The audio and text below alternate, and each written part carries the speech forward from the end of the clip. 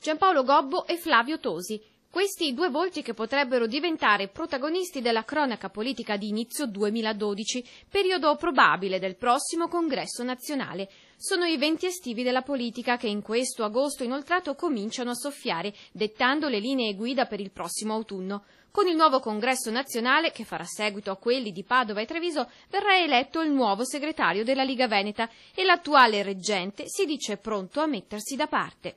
Il segretario attuale ha già fatto tanti anni e non è che sia così contento. Essere rieletto a capo della Lega del Veneto non è la sua priorità. Giampaolo Gobbo sarebbe pronto a lasciare la prima carica.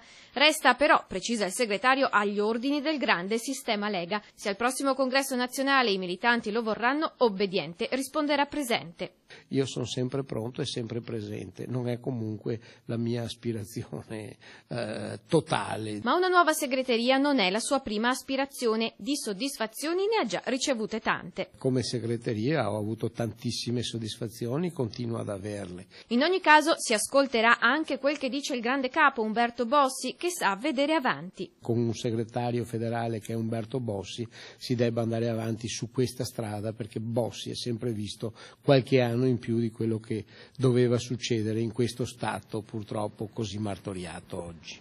E quindi chissà, forse sarà la volta del già sindaco di Verona Flavio Tosi.